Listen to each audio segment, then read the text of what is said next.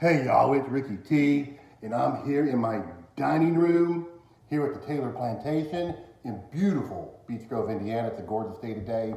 Got up to about 81. It's about 7:30, 8 o'clock, and I'm just now getting myself some dinner. It's been a crazy long day, but sometimes it's nice to go back and just enjoy a simple American classic.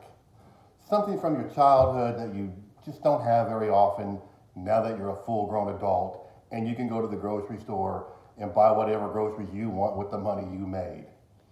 But every now and then, it's nice just to come back and have one of those great American traditional foods.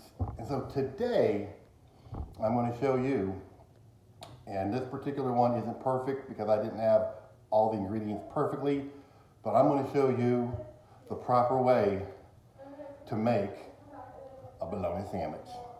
All right. Now, I love bologna. A lot of people call me, a hillbilly or a redneck or whatever. I love me some bologna.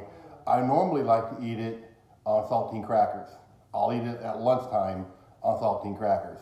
But every now and then, a good old-fashioned bologna sandwich on cheap white bread with a good old-fashioned Kraft single and regular old yellow mustard, you can't beat it. So here's my plate. As you can see, I got the bologna sandwich cut in half diagonally. That is an absolute must. It must be cut in half and it must be diagonally. So now let's take a look at this bologna sandwich here. Grab me the chips. In a perfect world would be regular Lay's. As you can see, I have the wavy Lay's. That's okay. I like the wavy Lay's too. But in a perfect world, you got just regular Lay's potato chips.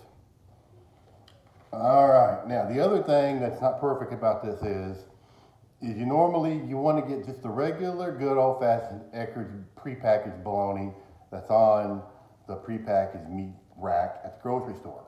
For whatever reason, there's evidently a bologna shortage. Who would have thought in the greatest country in the history of the world we'd have a bologna shortage?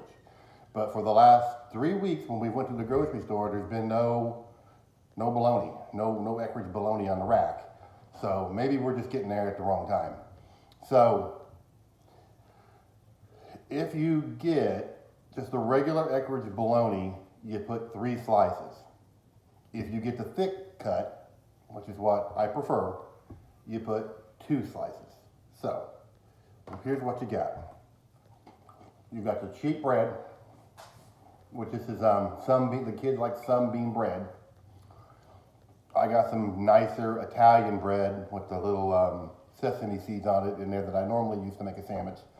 But for this, good old-fashioned, living back at home in the 70s and 80s, you got to get the cheap white bread. And then we got our bologna. We actually upgraded since we couldn't find the prepackaged. We got it at the deli, so probably a little bit better. Then when you look at it, you got to go with the regular Kraft single. It's got to be the Kraft single. I pretty much do not eat Kraft singles other than if I'm melting it on a burger to make a cheeseburger. I like me some sharp cheddar on most of my sandwiches. Sometimes I'll do some pepper jack or maybe 1 or 2 different cheeses. I don't do the good old Kraft single very often. But on the bologna sandwich, you got to have the good old Kraft single. 70 calories in 1 slice, by the way, in case you care.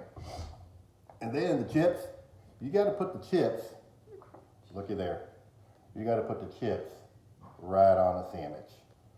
So you got the bread, you got 1 slice of Kraft single, you got your bologna. If you got the right bologna, the Eckrich, you got 3 slices of regular or 2 slices of thick cut. And then you put you see the yellow mustard. Well, maybe you can, maybe you can't. The chips are on top of the yellow mustard. You can see a little yellow mustard there. Good old yellow mustard. We either get Frenchman's or French's or that brand, I can't pronounce it, Plochman, P-L-O-C-H-M-A-N. It's on the bottom of the shelf. It's like 99 cents. It's cheap. And then you get a little salt, you get a little crunchiness. And boom.